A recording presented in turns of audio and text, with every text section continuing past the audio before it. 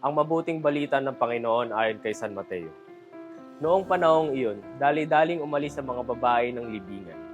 Pinagarihan sila ng magkahalong takot at galak, at patakbong nagpunta sa mga alagad upang ibalita ang nangyari.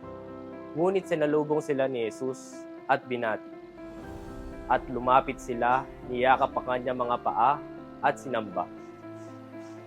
Sinabi sa kanila ni Jesus, "Huwag kayong matakot. Tumayo kayo at sabihin sa mga kapatid ko na pumunta sila sa Galilea. At makikita nila ako doon." Pagkaalis ng mga babae, pumunta naman sa lungsod ang ilan sa mga kawal na nagbabantay sa libingan at ibinalita sa mga punong saserdote ang lahat ng nangyari. Nagtipon-tipon ang mga ito at matapos magpulong sa mga matatanda ng bayan, sinuhulan ng malaki ang mga kawal at inutusan sila na ganito ang ipamalita. "Samantalang natutulog kami kagabi, naparito ang kanyang mga alagad at ninakaw ang kanyang bangkay. Sinabi pa nila, 'Huwag kayong mag-alala, makarating man ito sa gobernador, kami ang bahala.' Tinanggap ng bantay ang salapi at ginawa ang bilin sa kanila. Hanggang ngayon, ito pa rin ang sabi-sabi ng mga Hudyo." Ang mabuting balita ng Panginoon. Inatasan ni Jesus ang mga babaeng alagad na ipahayag ang kanyang muling pagkabuhay.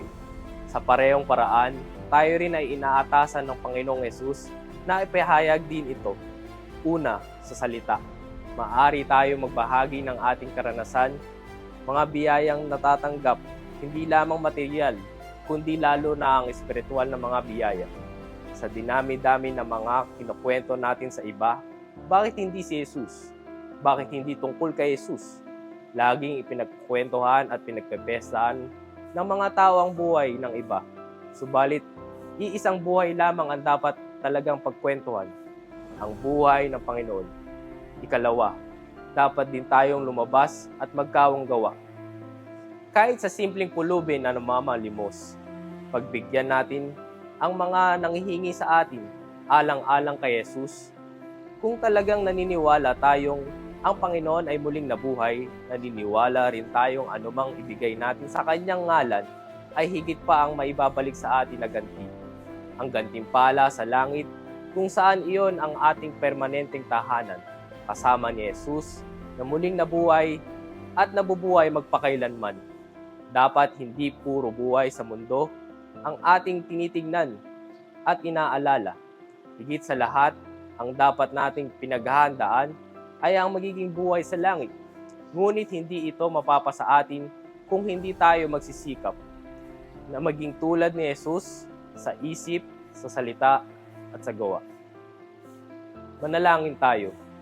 Panginoon, maraming salamat sa iyong mga biyaya at pagmamahal sa amin.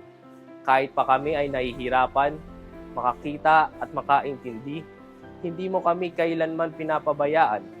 Hanggang sa mga oras na ito, ikaw ay matagang naghihintay upang makilala ka pa namin ng lubos at mahalin.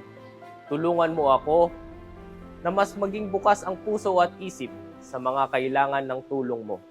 Gamitin mo ako upang mas marami pang magmahal sa iyo. Amen.